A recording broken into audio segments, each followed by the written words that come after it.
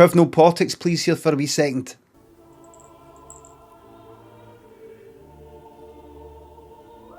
You're welcome. Gamers hate politics. The great lie of Western civilization. Oh, I don't know what it is, I don't know what it's going to do, I don't know what the consequences are. No politics, please. Gamers hate politics, and yet we can see with our own eyes, gamers love politics. How do we reconcile this? Thesis, antithesis. Gamers hate politics, and yet all of their favourite franchises are full of politics. As someone who explains the politics in video games for a living, this conundrum has baffled me for many a sleepless night, tossing and turning in my vampire boudoir. But all things contain internal contradictions. Playing scary games for fun. Fans of franchises about war, spying, international intrigue, saying that black women being on screen one time is too political for them. Feeling bad about your weight so you eat 60 Jaffa cakes in one sitting. Internal contradictions. And it was in this law of contradiction that I found the answer we'll explore today. It's an answer that fits perfectly for an iconic horror franchise like Resident Evil. Thesis: gamers hate politics. Antithesis: gamers love politics. The truth, the synthesis: gamers fear politics.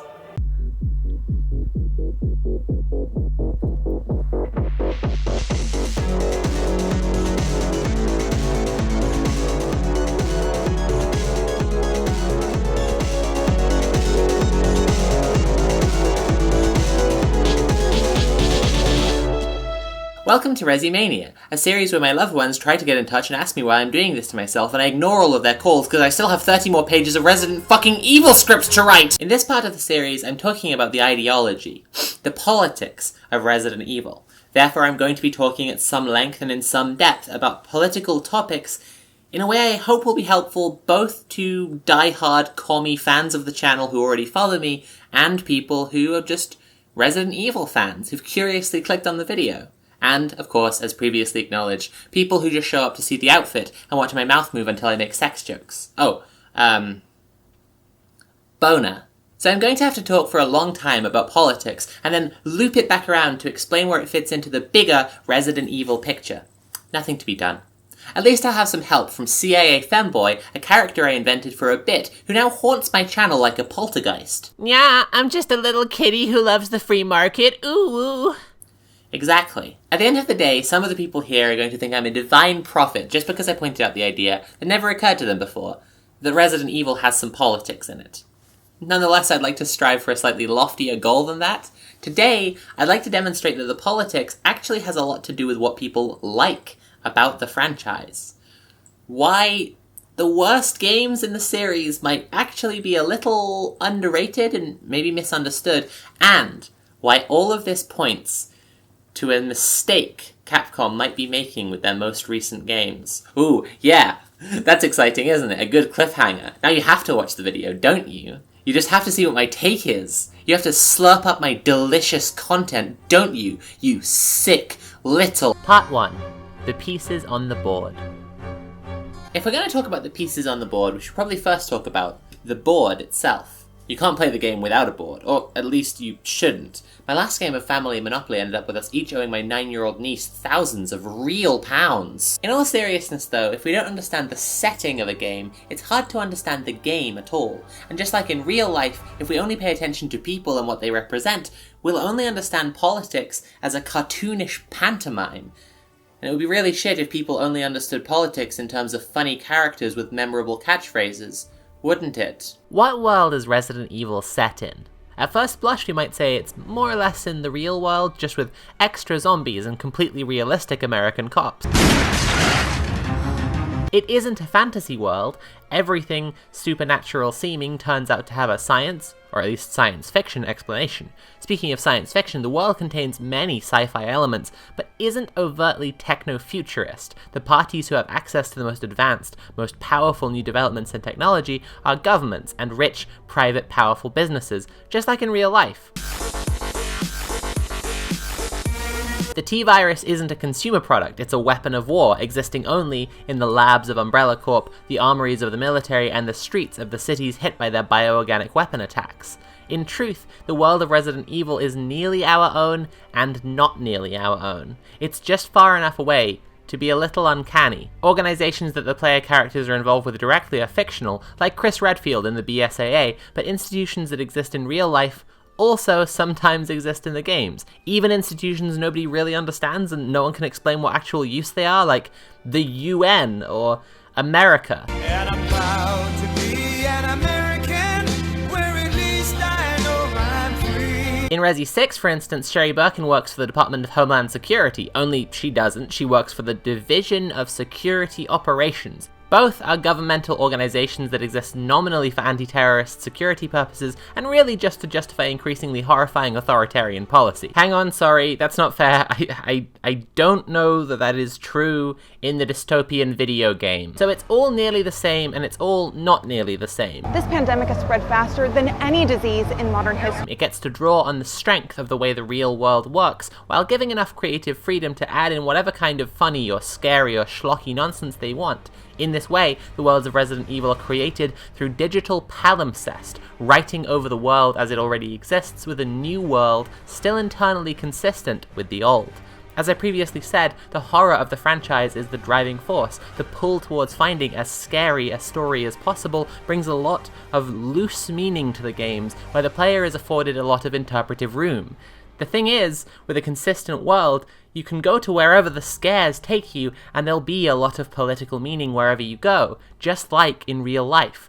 Real heads who've seen Slavoj Žižek explain Lacan using Yu-Gi-Oh! Know what I'm talking about. Or, you know, all my videos. Other franchises like Resident Evil, and by like Resident Evil I mean also primarily for women, such as Dune, will create worlds that have a lot of detail to them, nonetheless feel limited by the scope of the story. You can never really imagine what's going on just over there, off screen, because there isn't anything. In Resident Evil, on the other hand, there's always something just over there for you to wonder about. To crystallize all of these ideas, let's look at the first trilogy. In RE1, you explore some old rich guy's mansion and find there are bizarre monsters there. What dark magic has this Spencer been studying to create such things? Well, not magic at all, but science. And not a good science like herpetology or the immortal revolutionary science of dialectical materialism, but a bad, weird science like, wait, no shit, what could be more horrible than a rich guy playing around with horrible monster science? Well, naturally, a business developing those monsters as bioweapons to sell to the highest bidder. That's right, the ultimate big bad of Resident Evil 1 is the free market. More like Shinji me comrade, am I right? If communism works, why do we keep assassinating all the communists? That doesn't even make sense. Classic leftist, shutting down debate. In the second game, the natural escalation of the horror is that the virus gets out, and the company developing it sends in monster hitmen to cover their tracks. The setting is a police station, but they want us to feel like everything is a needlessly complicated labyrinthine warren of offices, corridors, and puzzles. They give the justification that I'm becoming my monster form. They give the player the justification that the police station is housed in a former art museum, the perfect excuse to cram it full of puzzles. Why? Because puzzles are fun? And they make the video game more fun? No, you fool! To create the sense that government bureaucracy is overdeveloped and clunky and will completely fail to respond to crises like outbreaks of disease and war. Do I really believe that bit? I don't know. But I got to use the word labyrinthine, so I'm going to count it as a win anyway. The third game takes place as the zombie plague destroys everything, and another tyrant hitman chases Jill Valentine from the first game through the streets of Raccoon City. And here we can see how uncanny the whole world really is. It's American, but very non-specific American. Raccoon City, just like the BSAA or Umbrella Corp, could be compared to specific things, but it isn't a direct or deliberate analogue of any real-world city. It's very handy for being able to teach players about both the shape of the game world and the shape of the real world without necessarily being perceived as pointing fingers at real people. Yes, of course Raccoon City belongs to big business. Welcome to corporate America. This isn't a political thing. This isn't a political thing. Everything in the world is a campier, stillier version of itself, which works very well for crusty, aristocratic Spencer Mansion or metropolitan, urban Raccoon City.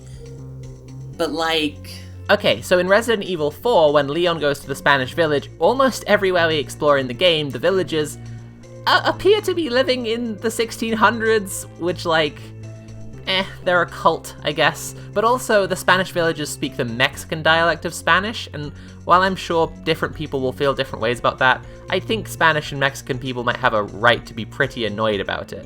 This is significantly worse in Resi 7, where the Baker family are the source of a horror based on classist stereotypes. Hillbillies, hicks, rednecks. The game shows us that they are being puppeteered as such by Evelyn, but this is just a peek behind the curtain at the haunted house. It doesn't lessen that the horror relies on these classist grotesques. People don't like to criticize Resident Evil Village much, but the Eastern European setting is a step worse still than the problems in 7 and 4, where, again, the ordinary villagers, not in a cult, not puppeteered by mind control mold, are living a wretched, poverty-stricken existence, almost medieval, and none of them are able to help themselves as they're being terrorized by mutants and monsters. Only the outsider, big strong Mr. America Ethan Winters, can help them, and when Chris Redfield comes in at the end to drone strike their village, this is uncomplicatedly good, because all the normal villagers died already, so all that's left is to defeat the evil mold that springs organically from the deep earth beneath the region. in the American setting, the horror is man-made, specifically American-made, and self-imposed by corporate America. But when the franchise travels to other parts of the world, it commodifies the aesthetics, the culture, and even an idea of natural connectedness to the Earth in a way that should be called exactly what it is. Orientalism. This is at its worst in Resident Evil 5, when the franchise pits Chris Redfield against native Africans in the Kajuju region, a seeming conflation of stereotypes about all African countries into one extremely racist synthesis. Jill Valentine, before her face reveal, walks around in a cloak and mask as generic Middle Eastern music plays.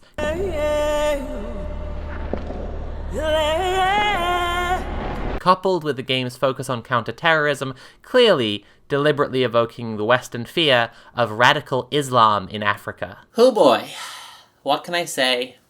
But yikes. It's a game about running around this fictional African country gunning down black people. Much in the same vein as Resi 7, the horror is revealed to all be puppeteered from the behind the scenes by big sexy bad boy Albert Wesker, but also like Resi 7, it doesn't really matter, does it? I'd like to expand on my comment about Resident Evil Village for a minute, because it's easy to understand the umbrage I take with racist and classist stereotypes in Resident Evil 5 and 7, isn't it? But looking at Village a bit more can help us understand the through line between all the problems. It has to do with an external perspective on a region, people, and culture for the purposes of commodification and the entertainment of people who are outside that region and that culture. In his seminal work, Orientalism, Edward Said examines the processes by which centuries of travel, trade, and colonial subjugation affected the relationship between Western consumers and the commodity of the Orient. But even in the original book, Said argues that this process is very much alive and well today with America's modern relationship to the Middle East, citing such examples as Henry Kissinger's writings on the Arab mind. Did somebody say Henry Kissinger? Oh god. They should have made Resi 5 about brave, sexy daddies stopping a communist uprising in Africa. No, Christ. And then you get to the communist hideout, and it turns out they were funded by Umbrella. Okay, I hate this now. All leftist movements are funded by big finance. That's why you should never go to any protests, and you should never... What did you just do? I gave you Havana syndrome. What? No. Okay, that's it. The character's gone now. He died. He's done. He's not coming back. It's over. Stop emailing me! The process by which Resident Evil commodifies culture and aesthetics around the world is fundamentally Orientalist, even if in the first place it, as a Japanese franchise synthesizing stereotypical Americana, should have been the opposite. It was still largely for a Western audience, and once it turned its gaze on subjects further from power, It was commodifying those subjects for an external perspective. Again, culture is not a monolith, but rather comprises the infinitesimal actions of individuals, some of them overtly positive, or even apparently harmless, but taking part in a broader pattern of harmful exploitation.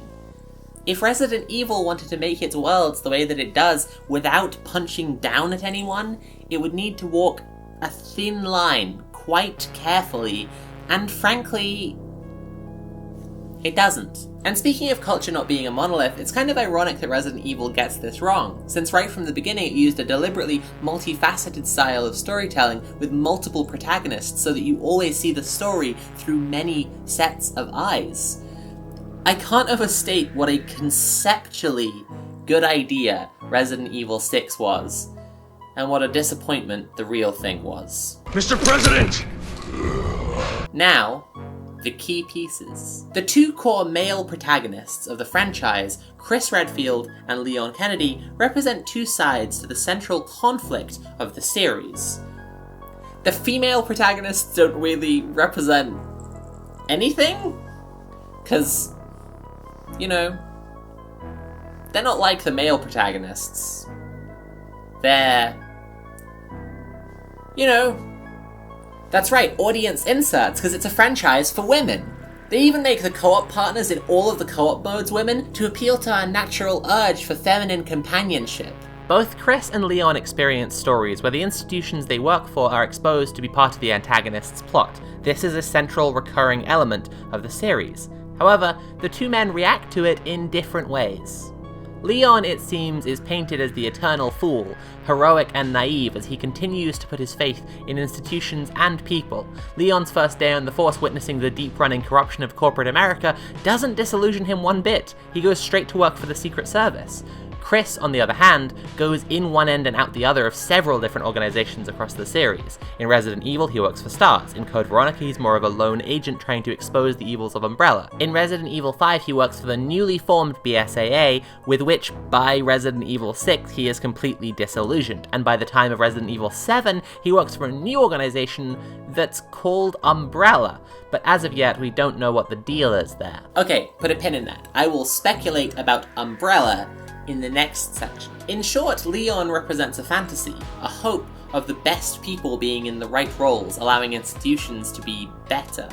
And Chris gets right down in the mess, the guts, the rot, and shows us that institutions have far more power to wear down individuals than individuals have to change institutions for the better.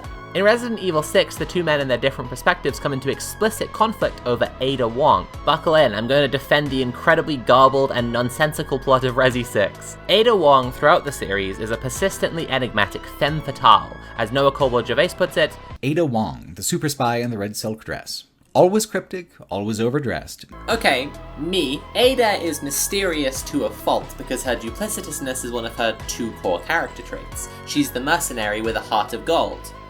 Or the government agent with the heart of gold. Or the double agent with a heart of gold.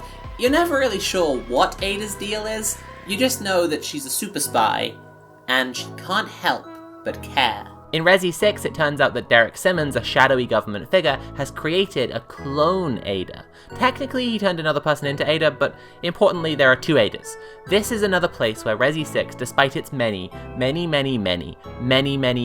flaws, is doing something interesting. This crystallizes Ada's arc in the series as she battles against this other version of herself who declares repeatedly, "I'm the real Ada! Me!" See, Ada has two sides to herself, her super spy persona and her humanity, and in Resi 6 they come into conflict with Ada battling and destroying her clone, but as everything burns around her, she receives a call and says that she'll take another job, leaving us to wonder, which Ada was really destroyed? Who was the real Ada Wong? Or at least that's the intention. Whether you actually got that from the game depends on whether you made it that far, and whether you were willing to lend Resident Evil that amount of trust, and fair's fair. Resident Evil 6 doesn't really earn a lot of trust. So Leon's arc in RE6 in relation to Ada's is Leon's usual trusting puppy dog, bottom energy, simp, boy band haircut. Okay, he's down bad for Ada, even though she lies to him whenever they meet Truly, Leon is Charlie Brown, and Ada Wong is both Lucy and the football. Chris thinks that Ada killed his whole team in Eastern Europe. The other Ada did it. This reeks of, we have two protagonists we love equally, they have opposing viewpoints, but neither can be wrong. So, clones! Nonetheless, the Resi series contains these two viewpoints and wants to vindicate them equally. We should all try to do our best and trust people as much as we can, but the deep insidious corruption and rot of these institutions will do its best to drag us all down into the mud. Oh, and institutions. There's Umbrella, Tricell, Neo Umbrella, there's New Umbrella, that's not Neo Umbrella, that's the new Umbrella, and the United States government. Speaking of the United States government, we've mentioned Derek Simmons.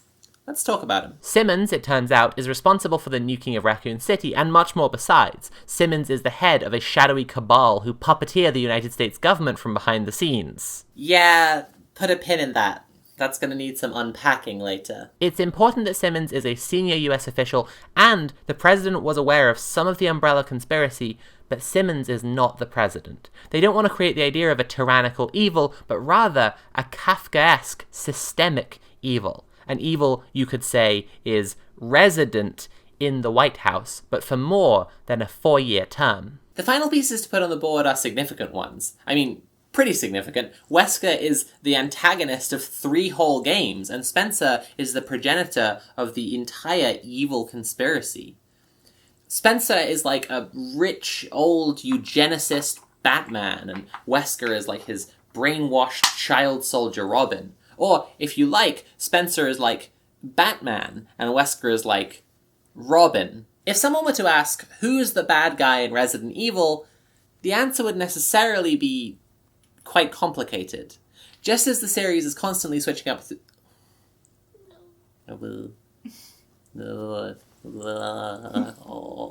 What if I just don't film the video? Isn't that kind of a fun, kooky idea, if I just didn't film it? You're doing great. If someone were to ask, who's the bad guy in Resident Evil, the answer would necessarily be quite complicated, because just as the series constantly switches up its protagonists to let us see the world from many different angles, it also constantly changes its villains, to remind us that all the evil in the world doesn't come from just one man, which is good. Very cool. But if someone were to ask me, who's the bad guy in Resident Evil, and I were pressed for time, I would say Albert Wesker and Oswald Spencer. Spencer is the Spencer of the Spencer Mansion, and Wesker is the one who stands to benefit the most from the evil conspiracy. He's going to be the king of the new world. Hey! So when I came to do the editing, I realized that I'd lost a whole file, which is really, really scary and bad, but it turned out it was just one line on the whole file. So I had a really lucky break. I'm not going to be like this the whole rest of the video. I just have to say one line. But this is a good place for a word on behalf of our sponsors. The whole Resimania series is sponsored by Boxu. Boxu is a Japanese snack subscription service that sends you a monthly package of Japanese snacks. Naturally, when they got in touch, I thought they'd be a perfect fit for this series. Ooh. It has this handy leaflet that tells you about all the snacks you're getting, and it actually tells you where they come from as well. I'm going to have some of these apple gummies. They taste kind of like apple pie. Actually, the smell is just, overwhelming. I kept the packet around for ages because, the smell is just so nice.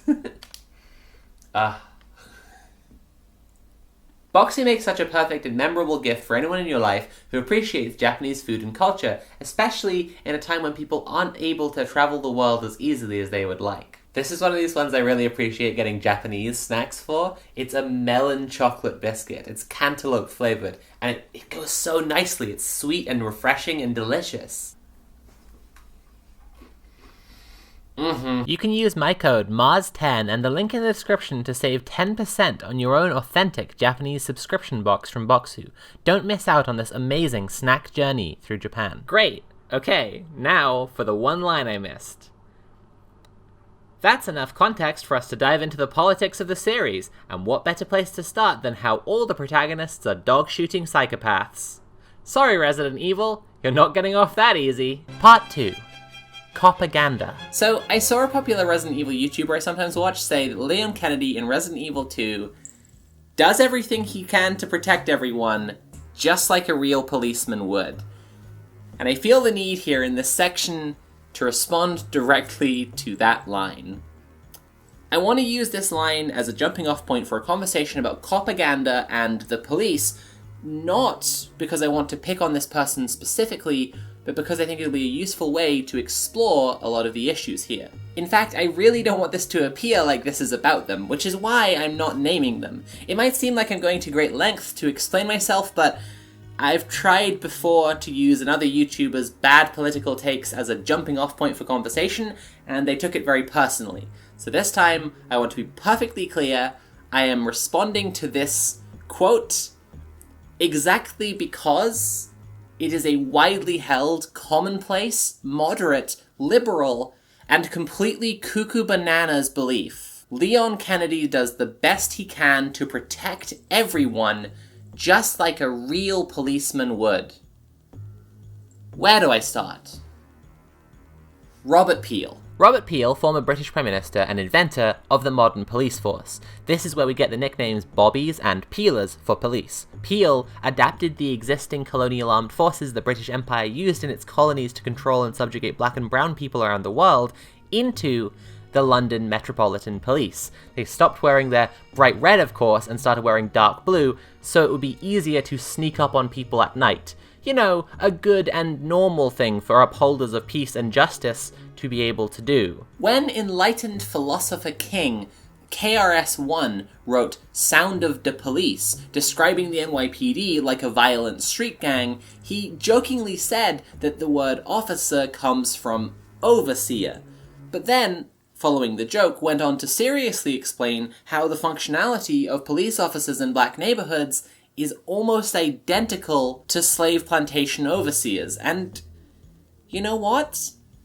He's right. The biggest prison in America is the Louisiana State Penitentiary, which is nicknamed Angola or the Angola Plantation because the slave plantation that it is built on used to use slaves from Angola. The prison population there is 76% black, with 71% of all inmates serving life sentences, and the staff comprises many people who are doing the job that has been in their family for generations, and over 600 non-prisoners live there permanently, including the children of some staff.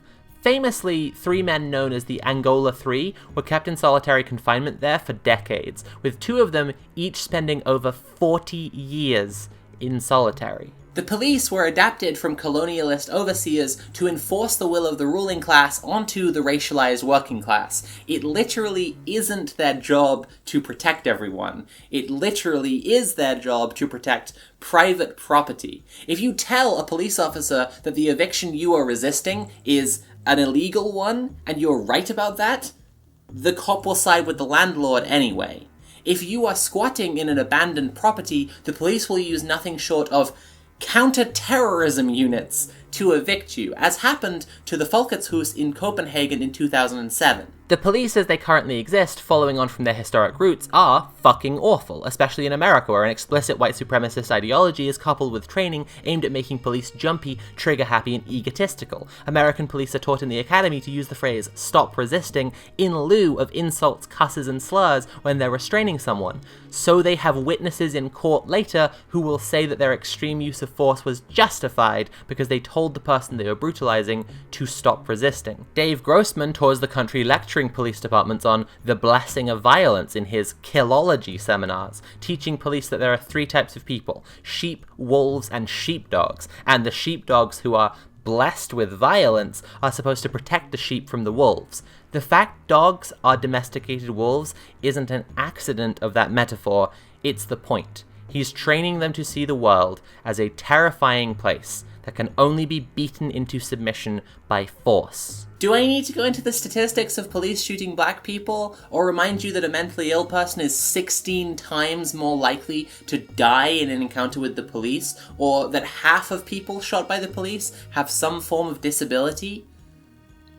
Can we talk about dogs too? I make this joke a lot, but it also isn't a joke. The police do shoot people's dogs all the time when they're trying to subdue people who they don't even know have done anything. They even shoot their own dogs constantly because police dogs are trained from a young age to attack large, aggressive men who are acting like bullies. And that means the dogs attack police, and then the police shoot the dogs! Okay, how about some pseudoscience? Stockholm Syndrome. The pop psychology myth of Stockholm Syndrome, in which hostages mysteriously feel sympathy for their kidnappers, originated with a case where robbers held several people hostage in a bank in Stockholm. The hostages and kidnappers were in the bank for several days, and police observed, stuck in there together, the hostages and kidnappers seemed to have a relaxed relationship, and by the second day were on first-name terms. One of the hostages, Kristen Enmark, spoke to the Prime Minister of Sweden over the phone while held hostage, and told him, I fully trust Clark and the robber. I am not desperate. They haven't done a thing to us. On the contrary, they have been very nice. But you know, Olaf, what I am scared of is that the police will attack and cause us to die. Stockholm Syndrome is a condition that police made up because they didn't want to listen to women and couldn't conceptualize hostage takers as anything other than innately criminal villains, like mustache-twirling, evil supervillains. According to the FBI, Stockholm Syndrome isn't even that common. It only affects about 5% of hostages. You know, about as many people as you'd expect to just sympathize with hostage takers because human beings are innately sympathetic creatures who always want to find ways to sympathize with other human beings in our immediate proximity. And since we're talking about pseudoscience, how about excited delirium, a condition that has so far been completely rejected by the medical community, which police invented to explain why so many people keep on dying in their custody? How about the way that the role of police officer attracts people who like to view themselves as morally detached, superior to ordinary people, and are desperate to exert dominance over them? That's why wanting to be a police officer is the most reliable tell in the psychological profile of serial killers.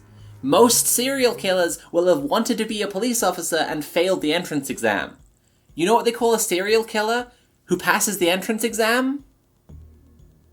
Not guilty. How about how he used the phrase bad apples for police who brutalize and kill, ignoring that the full phrase is a few bad apples spoil the batch, which is exactly the case. There is a long and storied history of police intimidating, threatening, and even murdering other police who try to hold them to higher standards and suggest that they maybe, just maybe, not be so laughably evil. Okay, I'm kind of fire-hosing you with bad stuff here, right? But I just want to get across the idea how laughable it is to say that Leon would want to protect everyone just like a real policeman would. The easy pill to swallow is that all cops are in fact bastards.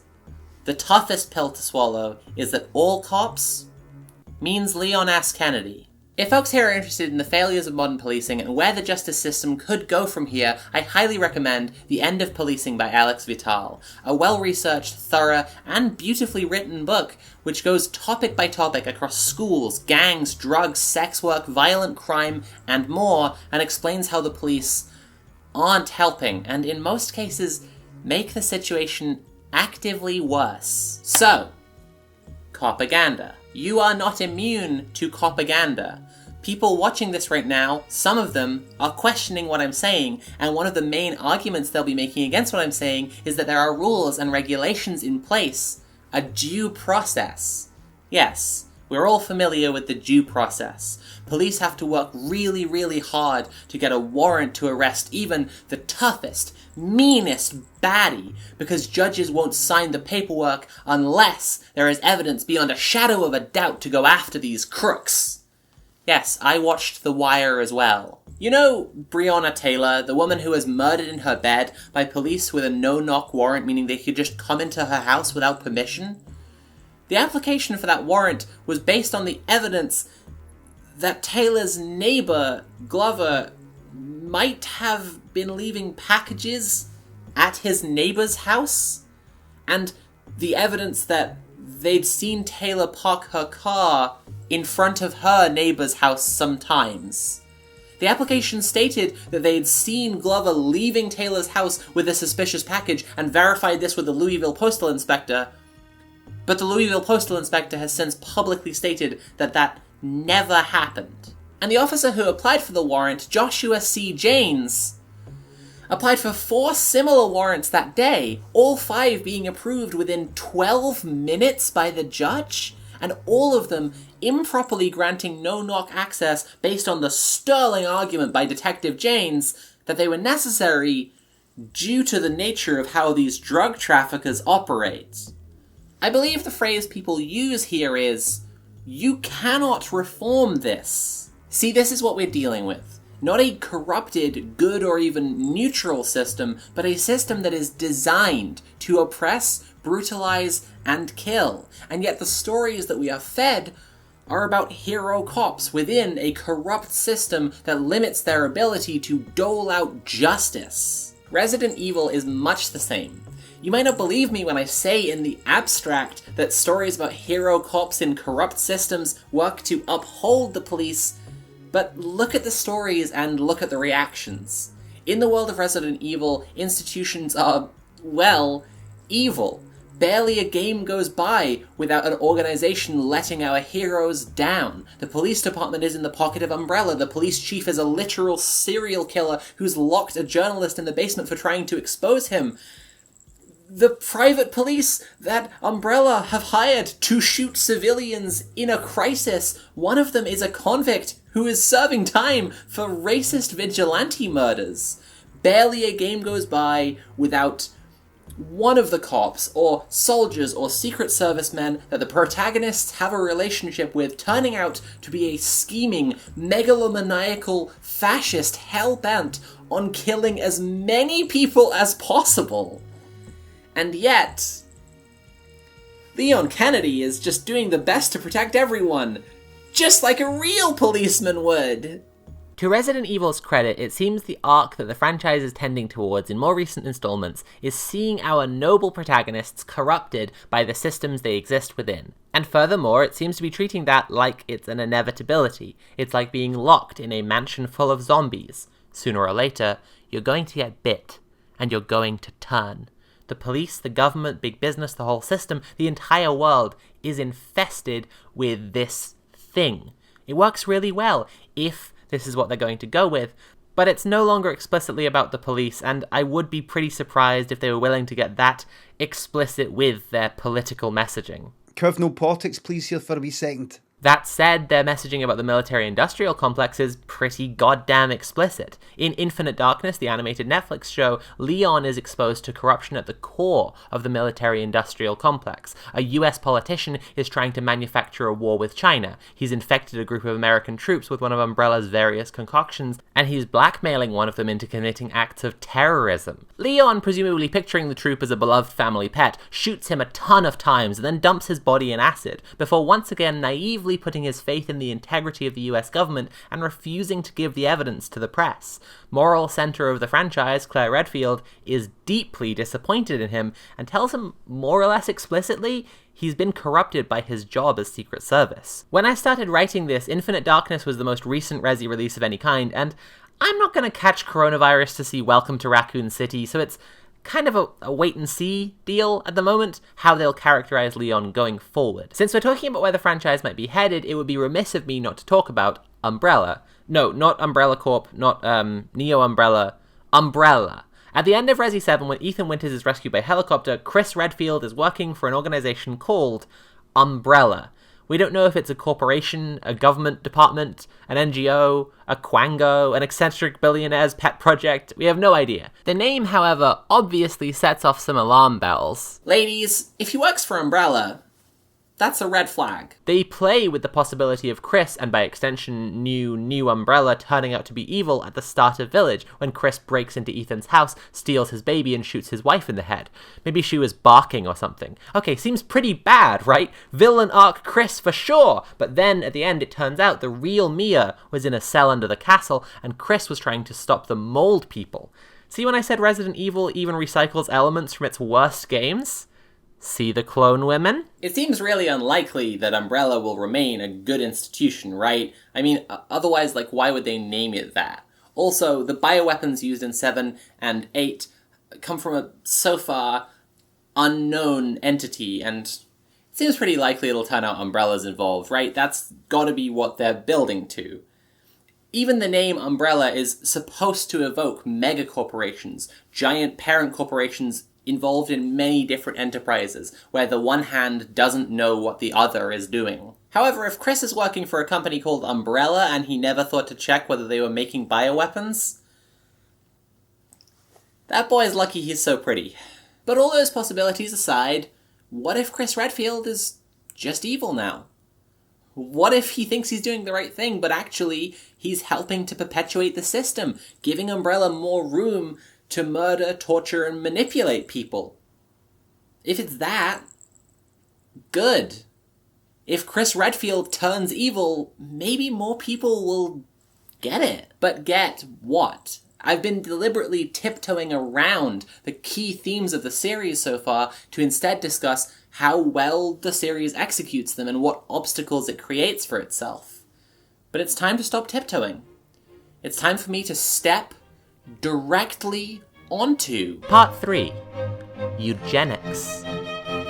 Eugenics has a fascinating, if dark, history. It's one of those topics which, apart from all the mass executions and the torture, is very funny, primarily because the people perpetuating the theory are almost all the baby-brained fail sons of inbred rich people. Unfortunately, the mass executions and the torture are most of it. I'm sure someone very smart and hot will make a really cool video about it sometime. But for now, for the purposes of unpacking Resident Evil, what is eugenics? Eugenics, from the Greek meaning good birth, refers to a broad set of practices which aim to create a population seen as superior because of a certain set of genetic characteristics. I say this is a broad set of practices because it encompasses more than is often discussed. For instance, the practice of positive eugenics, in which a population already assumed superior is encouraged to reproduce more and increase numbers, for pretty obvious reasons, often doesn't get as much focus as negative eugenics, where people are stopped from reproducing or even killed because they are considered undesirable to the eugenicist project. However, both were part of the original theory, and both were practiced by the Nazis and other governments who have tried to enact eugenics. For example, America. America, a white supremacist imperialist state founded on the theft of indigenous land and hundreds of years of racialized chattel slavery, evolved but not eliminated today, both in practice where prisoners are used as a source of cheap or free labor, and explicitly in law where the Constitution states, except as a punishment for crime, whereof the party shall have been duly convicted, shall exist within the United States or any place subject to their jurisdiction. Slavery is allowed anywhere in the US, or under US law, as long as that same jurisdiction has convicted that slave of a crime first. Cool! Normal! Sorry, where was I? Video games. Right. Back to video games! America was founded as a beacon of European white supremacy abroad, using primarily the labor of the European working class, Chinese immigrants, and African slaves. But once the colonies and then country were established, the white supremacist project found itself with a problem. It was full of black and brown people. Lucky for them, some kind of nerd had just invented evolution, so they could base an entire science around the ways that people are different and therefore deserve different rights. The founding of America is inextricably tied to the creation of race as a concept. Eugenics is kind of a middle step between the theory of evolution and our modern conceptions of race. Eugenics, the croconaw of racism. Okay, sincerely now, what does this all have to do with Resident Evil? The world of the series is motivated by systems of power, which, much like in real life, remain in relative equilibrium until something happens, like a disease, disaster, or war, or a scientific or technological breakthrough. In Resident Evil, the scientific and technological breakthroughs cause diseases, disasters, and wars. And the science that the series revolves around is all about unlocking the secrets of the human genome in gruesome and hideous ways. I wouldn't even say that it's an allegory for eugenics. I'd just say that the science in RE is eugenics on steroids. An important theme here is statecraft. It will be vital to the rest of this analysis, and it's important to draw attention to it here. To offer a lukewarm defense of the propaganda I just spent the last section complaining about, the perspective that Resident Evil uses is one of governance, policy decisions, private businesses' relationships to power. It's one elevated above ordinary citizens.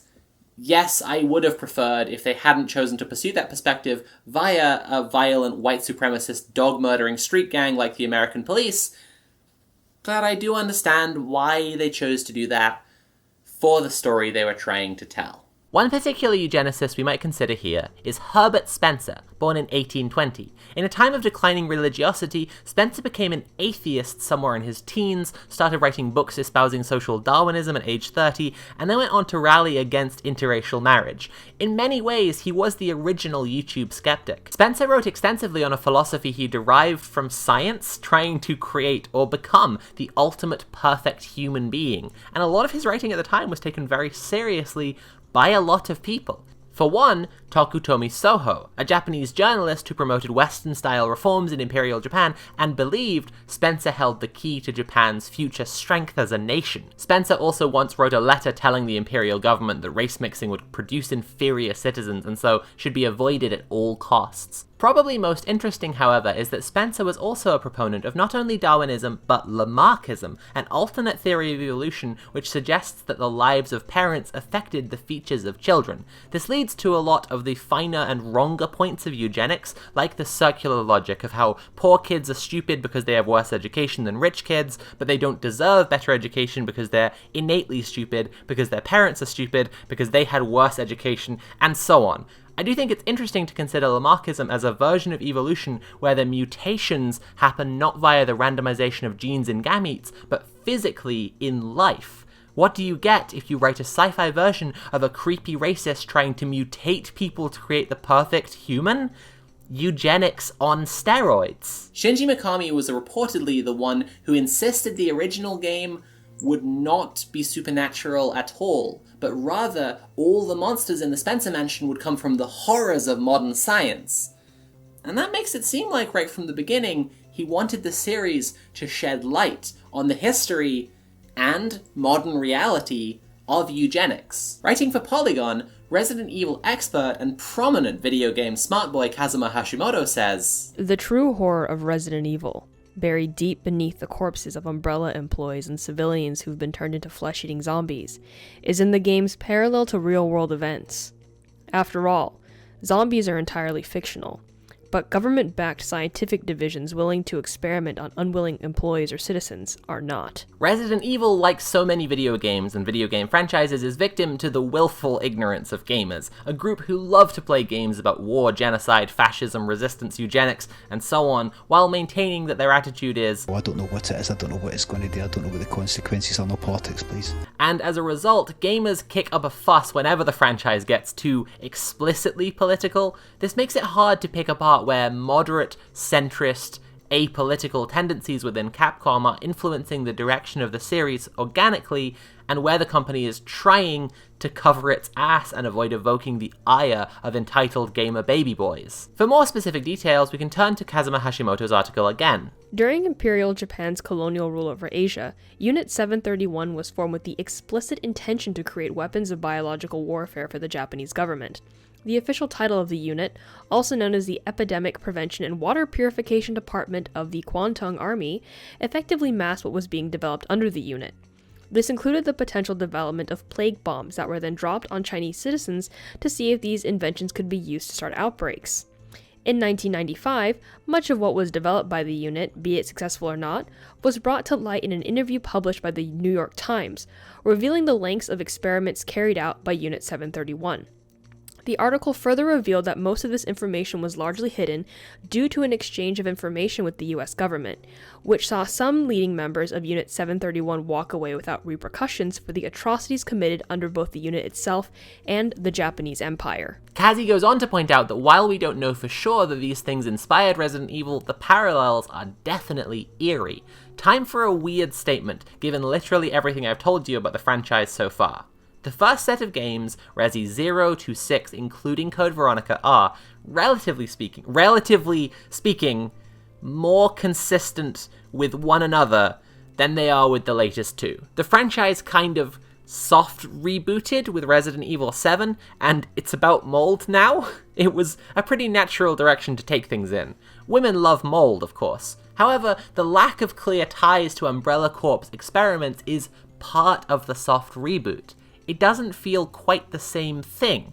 Make no mistake, it is. There are still horrible genetic experiments being performed, and crucially, they're being performed on children. Children are a huge part of eugenics. I mean, it's kind of all about them in one sense, isn't it? Well, Evelyn, the bioweapon in Resi 7, is a little girl. I think it's also noteworthy that alongside imagery that evokes the environmental catastrophes, we learn about how she's controlling the Baker family and making them perform these weird, twisted, hillbilly stereotypes. That classism I talked about earlier is arguably intentional because, again, a big focus of eugenics was the idea of breeding the ruling class to be powerful, smart, etc., and breeding the working class to be stupid, subservient, and docile. It's like a Gulf oil spill if the oil was, eugenics? See, I did the joke where I said the thing and I pretend not to understand it or like it's not serious, but really I just mean it. Are you proud of me? Is it a good joke? Do you like it? Are you proud of me? Likewise, the plot of Village revolves around a child of the mold. Ethan's daughter Rosemary, clearly named as a reference to Rosemary's Baby, a film about a woman who is followed by a cult of nosy neighbors because she's pregnant with the devil's child, is taken by the family who rule the titular village. The baby is divided into 4 parts, and as Ethan defeats each boss, he brings the pieces back together and reassembles his daughter. Oh my god, is this how babies are made? Either way, Miranda wants Ethan's baby because of her place as the pinnacle of their mold science. She is the child of the slimy future. The first set of games tell a story of the development of the T-virus and the G-virus, the Raccoon City disaster, the deep origins of Umbrella, and its science, and leads to a pretty natural conclusion with Resident Evil 5 as the showdown with Wesker. And then there's a whole extra game, and it's 4 times longer than all the others, and it makes no sense. The showdown with Wesker is where the series was seemingly always going, which is why it seems so odd to keep going after Chris blew him up with a rocket launcher, let me remind you, inside a volcano. Wesker, however, isn't really the ultimate threat of the world. Yes, he's super powered, super fast, super strong. The way you defeat him in one boss fight is to fire a rocket at him, and you can only hit him when he catches it in the air and holds it there. That's pretty cool. Sorry, anyway, despite his abilities, Wesker is a commodity. He's fetishized by Oswell Spencer and Umbrella for his genetic qualities. As Kazuma Hashimoto puts it, Albert Wesker's design, with pale skin and blonde hair that evokes the aesthetic of what is associated with the Nazi ideal of the Übermensch, effectively conveys the theme that remains at the core of the franchise. Wesker serves as the physical embodiment of the eugenics project founded by the corporation's founder, Oswell E. Spencer. The children born and raised as a result of eugenics projects may be the apparent beneficiaries, but in reality, those children are often traumatized, abused, and even experimented on. One of the members of ABBA was born into a Nazi plan to have their soldiers have children with Norwegian women. You can look that up. Those same children, abandoned and shunned after the Nazis lost, were experimented on in horrific trials by a partnership of the Norwegian military and the CIA. And the CIA! Oh right, he died. There's this weird feeling to Wesker and his role in the story, but it comes from the shape of real-life eugenics history. Yes, he's the big bad, yes, he needs to be defeated, but he's not actually in charge. He's their prize pig. He isn't the leader, he's the product. I made a joke about Wesker being a witcher before, and as much as I'd rather he was a social justice warrior like Geraldo Rivera who loves to stab racists with his big sword, reactionary Witcher fans die mad, it's actually an all-round pretty useful comparison. He's a child who was taken in by amoral self-proclaimed scientists to become the weapon of their eugenics regime. Whenever I get around to talking more about Witcher, I'd like to talk about the origin of the witches in the books, because it's literally a eugenics project. The wizards invented witches to perform a particular type of labor, monster hunting, for them because they'd also created a bunch of dangerous monsters they couldn't control. I mean, fuck, look, they literally genetically engineered a bunch of monsters just like Umbrella. I think when different stories from different genres altogether tell the same story using their different worlds, that's an interesting reflection of something. Right? Something? At least something that some people find real. As Kazi puts it, Resident Evil is known for its standard horror elements, dimly lit hallways and hordes of the undead. But what truly makes it a classic is its ever-evolving narrative that reflects the fears in our modern society. Eugenics, white supremacy, the military-industrial complex, and capitalism. All of these concepts coalesce together to create an overarching narrative that is a lot more horrifying than zombies and cheap jump scares. It remains effective, even after almost 3 decades. Part 4. American Imperialism. We're in the home stretch now.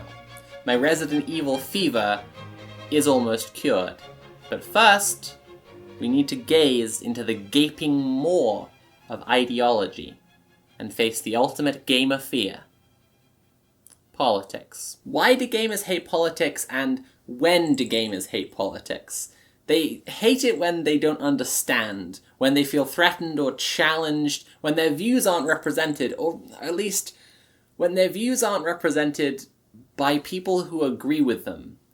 They hate being seen. They hate when the evil eye of ideology lands upon them. They hate being categorized as anything other than normal. If a gamer has to be anything other than an invisible eyeball, he has an existential crisis. In this section, we're highlighting politics that are usually invisible to Westerners and talking about why those politics provide the pervasive horror that underpins the whole Resident Evil franchise.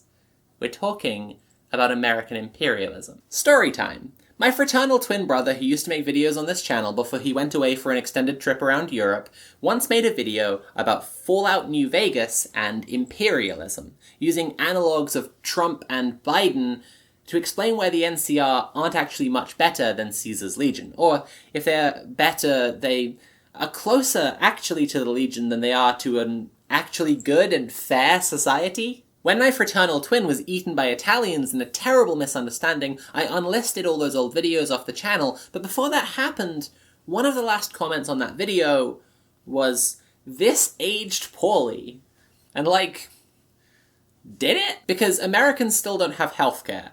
Fascist street militias have gotten worse, not better. The imperial periphery is still bombed to hell. America still uses its imperialist power to promote neoliberal policies around the world, which are killing both us and the planet at incredible speeds.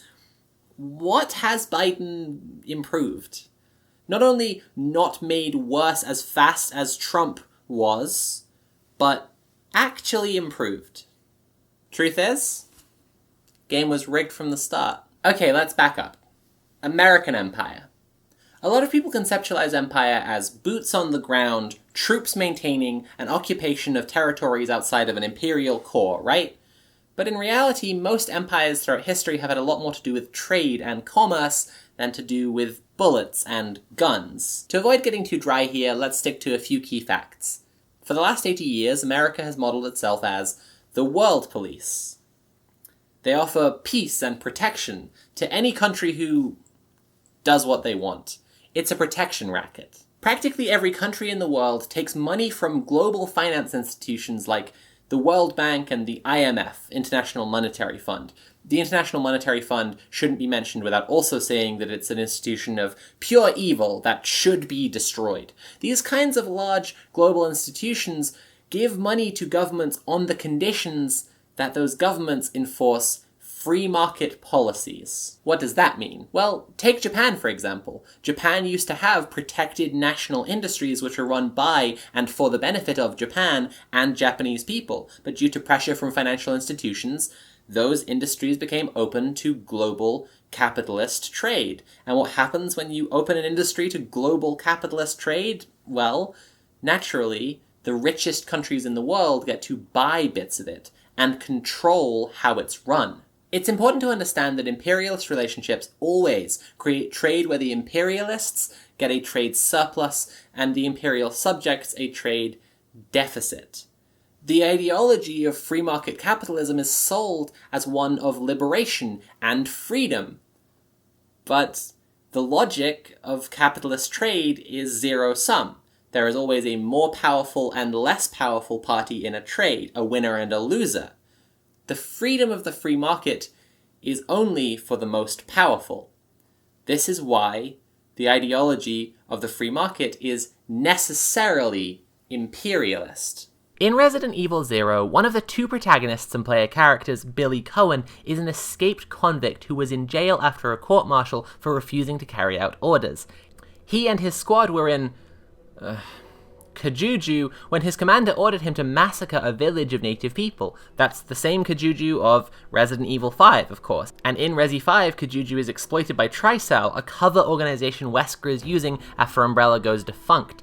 Tricell is extracting the oil from the region, but also Kajuju is where the progenitor comes from, the virus from which Umbrella develops the T-virus, G-virus, C-virus, and Ouroboros. So it's worth picking apart a bit of what they were going for there, right?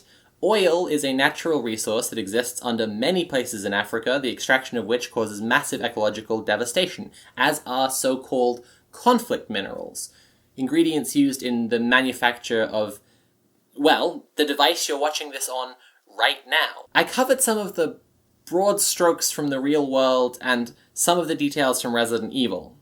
Let's look at another specific example. Nelson Mandela was a communist, and when he was freed from prison and led the ANC to electoral victory in South Africa, Western powers and the white aristocracy of South Africa wanted to do everything they could to stop him implementing the policies he had campaigned on. So on the way out of office, the prior government divorced control of the National Bank from the government, which meant that to implement any policies whatsoever, Mandela had to ask for loans from the IMF. Mandela's Freedom Charter called for the nationalisation of gold mines and land to benefit the people of South Africa, but the IMF's criteria for lending money to governments forced them to obey free market orthodoxy. Broadly speaking, if there is oil in America, then Americans, even if those Americans are oil barons, will be the ones to profit. If there's iron in Yorkshire, so-called British people will profit from it. If there is gold under South Africa, Americans and Europeans will be the ones who make the money. Truth is, game was rigged from the start. So I ask again, what were they going for with Kajuju? Well, between the American military intervention and the Western multinational corporation exploiting the region's resources, it appears to be condemning neo-colonial practices in Africa and American imperialism. Gold star for effort. That being said, just look at the fucking game. Why did you make it so racist? Why did you make the game so racist? Stop it! Stop! Stop that! Additionally, I think we should look more closely here at how the franchise deals with the aesthetics of environmental pollution. This is something that pops up repeatedly. The big bad of Resi 7 is, at least from one point of view, basically just an oil spill in the Louisiana wetlands. In Resi 2 Remake, there is a giant mutated alligator in the sewers by the Umbrella Lab, and many more mutated critters for you to encounter as you explore. The oil that Tricell is extracting from Kajuju may not explicitly figure that much in the plot, but I think this could be behind the decision to make the progenitor virus come from the region as well. It's a natural resource that has been exploited and stolen from its indigenous land, which is leading to massive loss of life and man-made horrors. That said, I probably wouldn't have piled on top of the tribal savage stereotypes the idea that the ultimate evil of the franchise comes from Africa? In Village, in a similar way, the slime mold comes from Eastern Europe, but I guess at least here I feel the game does a better job of communicating that the werewolf men were created by Miranda, and that the manipulation of this natural resource has more to do with an external influence than to do with the latent, malevolent presence in the earth. I don't know. Maybe that's just the visceral difference of fighting werewolves instead of... Resident Evil 6 opens with some of the most goofy, heinous nonsense in maybe video game history. Leon Kennedy forced to shoot the zombie president of the United States. I have been brought endless joy from this utter gibberish. Laughing at this was one of the only times I felt even remotely positive playing Resi 6. Now, I'm going to convince you this is one of the smartest moments in the whole series. French post-structuralist philosopher, alright, just like and subscribe on your way out. French post-structuralist philosopher Michel Foucault invented a concept to describe a particular effect of imperialism he called the imperial boomerang.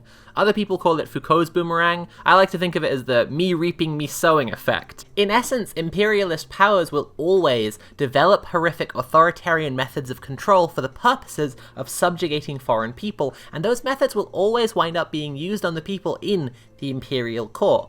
Remember how I said Robert Peel just copied the police from British colonies? It can have a more extreme effect, however.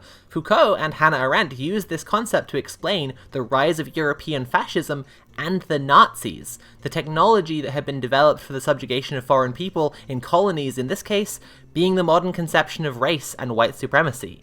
Hitler famously based a lot of his ideas for the Nazi regime on the founding of America. So, what about the zombie president? Throughout the series, especially RE5 and RE6, we see Umbrella's bioweapons used as weapons of war and imperialist control. In the original trilogy, they were just terrifying projects, but once the cat is out of the bag, they have to be used. Giant zombies in Eastern Europe, zombie plague attacks in Africa, zombification gas in China, and of course, inevitably, zombie president. So yes, it's silly, yes, it's goofy, but zombie president is actually pretty good. Okay, remember that enormous trend of movies about the White House getting attacked by terrorists in the post-9/11 period? Those have a lot to do with this, but they sit within the gaze of American imperialism. They're war propaganda, using the idea that America's enemies in the Middle East will eventually be the ones to overcome them. Resident Evil 6, by contrast, actually gets this much right. The tools of American imperialism that America relied on for decades around the world would eventually come home. America's destruction would come not from without, but from within, as Foucault's boomerang smacks the zombie president right in the face. They just failed to predict the zombie president would also challenge a voter to a push-up contest because he asked about his ties to the oil industry. Look. On the other hand, the zombie virus attack in Resi 6 was planned by the family, the evil cabal that pulls all the strings. We've been talking a lot about shadowy figures controlling the government, and moreover about global finance, and I think it would be doing my audience a disservice if I didn't briefly interrupt myself here to talk about anti-Semitism. The IMF, while I'll reiterate the IMF is an institution of pure evil that should be destroyed, is also just a tool of American imperialism. America itself, even, is simply a beneficiary of centuries of colonial history and the recent decades of global capitalism. If it weren't America, it would be a different country, and which country it was would be determined by the historical facts of global white supremacy and the material realities of the exploitation of the global South. All of this is about systems. There isn't a guy in a room somewhere we could just get rid of who is doing all this.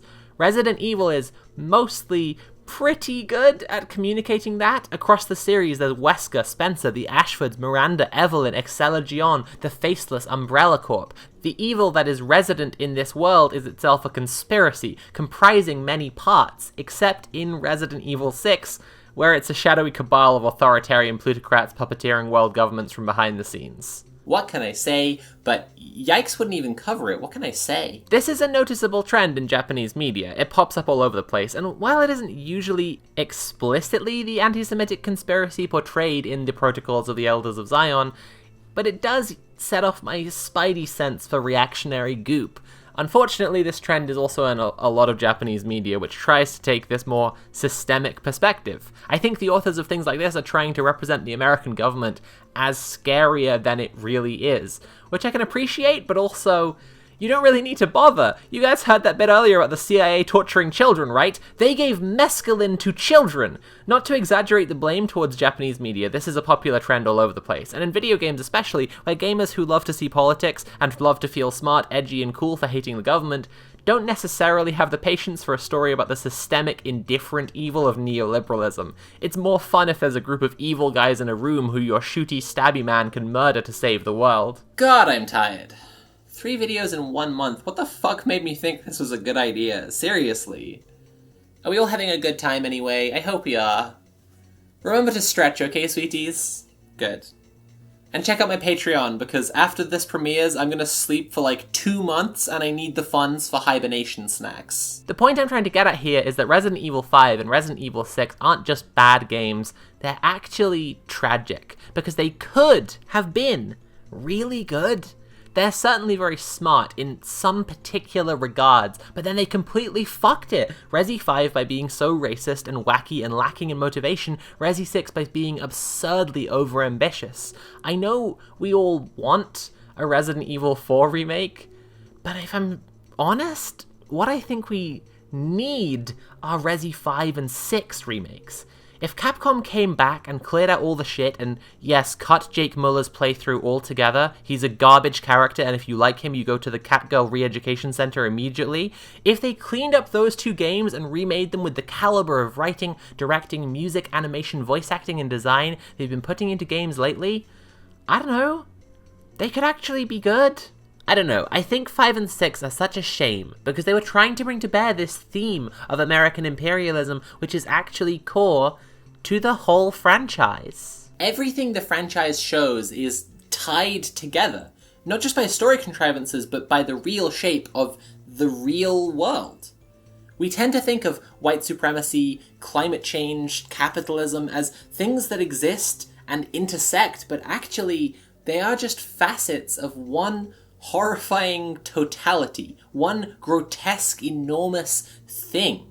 And in Resident Evil, the climate change imagery, the eugenics, the war, the corporate corruption, the anti-democratic plotting, they're all facets of the same thing too.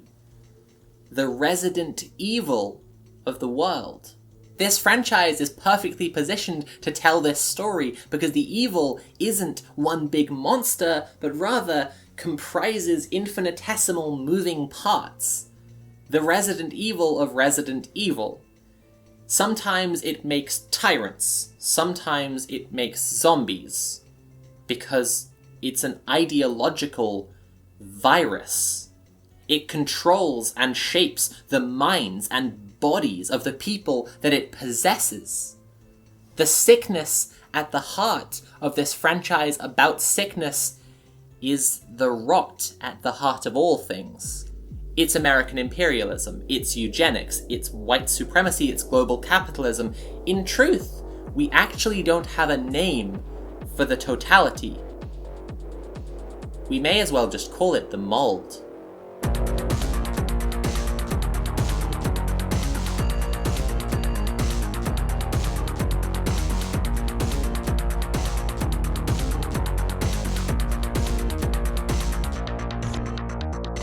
I'd like to thank Molly Noise, who makes incredible music for my channel, Quill at Quilliteful on Twitter, who made the incredible Claire Redfield and Lady Dimitrescu costumes you've seen in this series, Nat for voicing Kristen Enmark, and Kazuma Hashimoto for voicing, himself. That was really cool, thanks Kazi. I'd also like to thank my patrons who make this all possible, and you, the viewer, for watching all the way to the end. And also, apologies to Limmy for using him as my comic relief apolitical stereotype gamer here. Oops. 2021 sure has been one hell of a year, huh? I really overworked myself with video essay projects recently, and personally, I don't know, I feel a bit like the quality could have been higher, and in 2022, I'm looking forward to taking as much time as I need and making the stuff I want and making it come out really well. If you want to see everything I'm doing and support my work, please check out patreon.com/Sophie from Mars. Also, if you enjoyed seeing me talk about politics, let me tell you about two cool things starting in January. On this channel next month, I'm going to be releasing weekly organizing interviews, where I talk to organizers and activists about what they do and how you can get involved. And over on Twitch, I'm going to be doing a weekly leftist roundtable discussion starting January 2nd, where we commentate on the tangible steps between where we are now and a better world. All the links in the description. It is my sincere belief that capitalism has failed, communism is coming, and the only worthwhile conversation now is about how that's happening. So, if that's interesting to you, check it out. Thank you all for watching Resimania, and I can't wait to show you all the cool stuff I have brewing for 2022. I'll say one more time, please check out patreon.com/Sophie from Mars, because that's the one that pays my rent and bills, and I need to go chill out for a whole while now. Bye for now.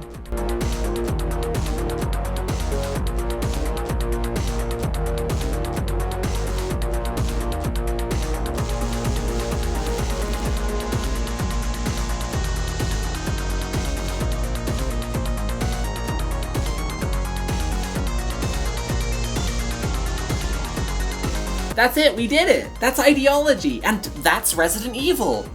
I already feel my Resident Evil fever subsiding. Is there anything else I can do or say while I'm still in the Vampire MILF costume? You're all my little pog champs. The Matrix Resurrections was flawless, and nobody can change my mind. Oh, American police are dog-murdering scum. Is that the end of the video? American police are dog-murdering scum? Yeah,